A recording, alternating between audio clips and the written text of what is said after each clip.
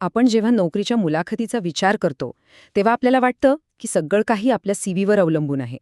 पण खरं तर जे बोललं जातं त्यापेक्षा जास्त महत्त्वाचं असतं ते जे न बोलता दाखवलं जातं.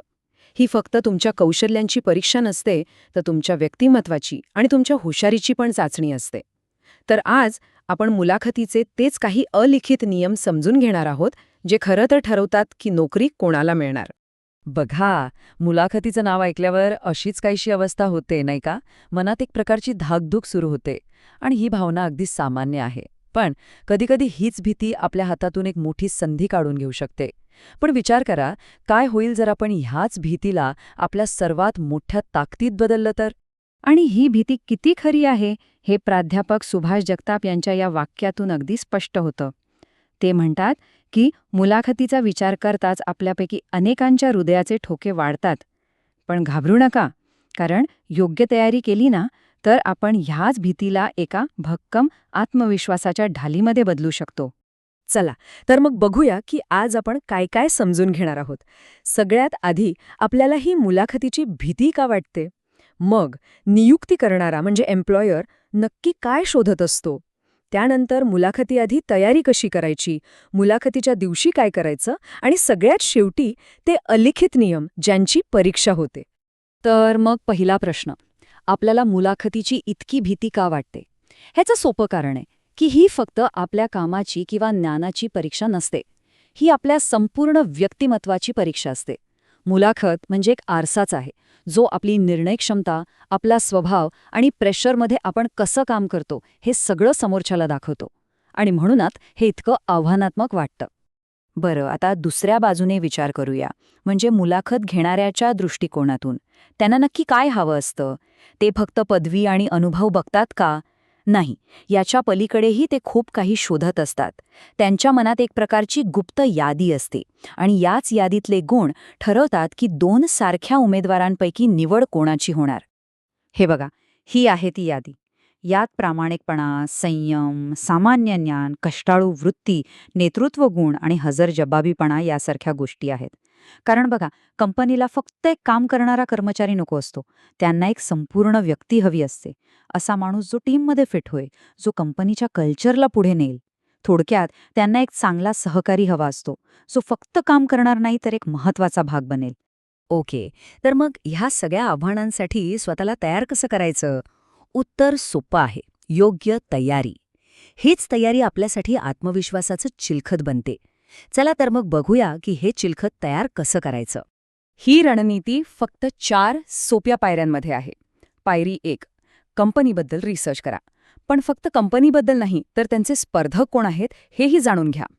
पायरी 2, तुम्हाला ज्या पदासाठी बोलवलं आहे त्या पदाची जबाबदारी काय आहे हे नीट समजून घ्या आणि तुम्ही ते काम कसं करू शकता याची काही उदाहरणं तयार ठेवा. पायरी 3, स्वतःची ताकद आणि कमजोरी दोन्ही प्रामाणिकपणे ओळखा आणि हो, कमजोरी सुधारण्यासाठी काय करत आहात हे सांगायला विसरू नका. आणि चौथी, सर्वात महत्त्वाची पायरी, संभाव्य प्रश्नांची उत्तरं तयार करा आणि आरशासमोर उभी राहून ती मोठ्याने बोलण्याचा सराव करा. खूप फरक पडतो. आपण एक शब्दही बोलण्याच्या आधी आपले कपडे आपल्याबद्दल बरंच काही सांगून जातात. पेहराव व्यावसायिक, स्वच्छ आणि साधा असावा. यातनं आपल्या कामाबद्दलचं गांभीर्य आणि मुलाखतकारांबद्दलचा आदर दिसतो. नेहमी लक्षात ठेवा, तुमची पहिली छाप ती बोलण्याआधीच तयार होते. ठीक आहे, तयारी झाली. आता तो दिवस आलाय, मुलाखतीचा दिवस. आतापर्यंत केलेली सगळी तयारी प्रत्यक्ष कामगिरीत उतरवण्याची हीच वेळ आहे. इथे तुमची देहबोली आणि तुमचं संवाद कौशल्य हेच ठरवणार आहे की तुम्ही यशस्वी होणार की नाही. देहबोली हा एक मूक संवाद असतो. ती शब्दांपेक्षा जास्त बोलते. इथे बघा, सरळ बसणं, नजरेला नजर मिळवणं या गोष्टी आत्मविश्वास दाखवतात. आणि दुसऱ्या बाजूला खुर्चीवर कोपरं टेकवणं, सतत चुळबुळ करणं किंवा खाली बघणं यातून चिंता आणि असुरक्षितता दिसते. त्यामुळे आपली देहबोली सकारात्मक ठेवणं खूप महत्वाचं आहे. आणि एक गोष्ट लक्षात ठेवली पाहिजे, संवाद म्हणजे फक्त बोलणं नाही, तो दुतर्फा असतो. जेवढं तुम्ही बोलता तेवढंच लक्ष देऊन ऐकणंही गरजेचं आहे. मुलाखतकार काय विचारत आहेत ते शांतपणे ऐका, एक क्षण विचार करा आणि मगच उत्तर द्या.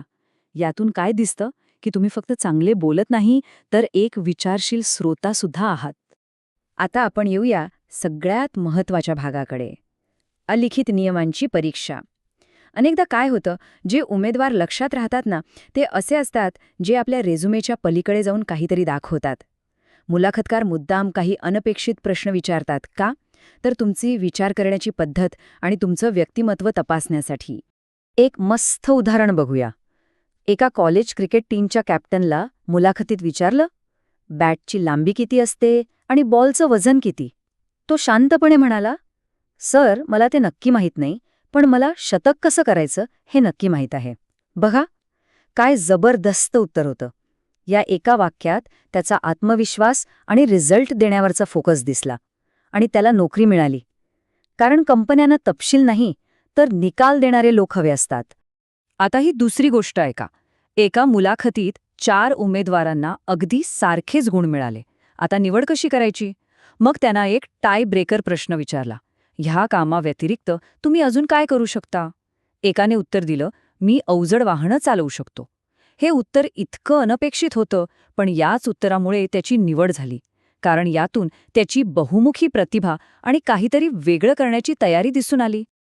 आता हा एक नैतिक पेच बघा. एका उमेदवाराला प्रश्न विचारला गेला, कल्पना करा, एका वादळी रात्री तुम्ही कार चालवत आहात. बस स्टॉपवर 3 लोक आहेत. एक वृद्ध महिला जिला हॉस्पिटलला जायचं आहे, एक मित्र ज्याने तुमचा जीव वाचवला होता आणि तुमची प्रेयसी. गाडीत फक्त एकाला जागा आहे. तुम्ही कोणाला लिफ्ट द्याल? खूप अवघड प्रश्न आहे नाही का? त्यानं काय उत्तर दिलं बघा, मी गाडीची चावी माझ्या मित्राला देईन आणि त्याला सांगेन की त्या वृद्ध महिलेला हॉस्पिटलमध्ये सोड आणि मी माझ्या प्रेयसीसोबत तिथेच बसची वाट पाहीन. या उत्तराने त्याची प्रॉब्लेम सॉल्व्हिंगची क्षमता आणि नैतिक विचार दोन्ही सिद्ध केलं. ब्रिलियंट. हे उदाहरण आंतरराष्ट्रीय कंपन्यांसाठी खूप महत्वाचं आहे. एका खूप हुशार उमेदवाराला विचारलं गेलं, will you please serve me wine on the rock?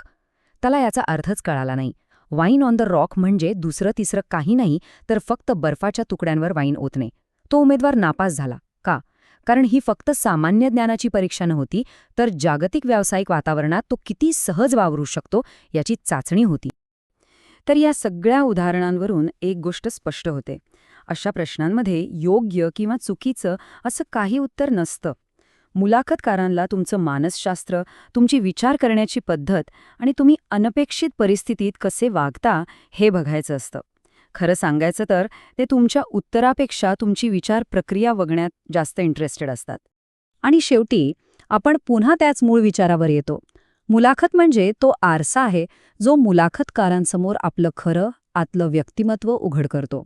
ही फक्त ज्ञानाची परीक्षा नाही, तर एक व्यक्ती म्हणून आपण कसे आहोत याची सर्वांगीण तपासणी आहे.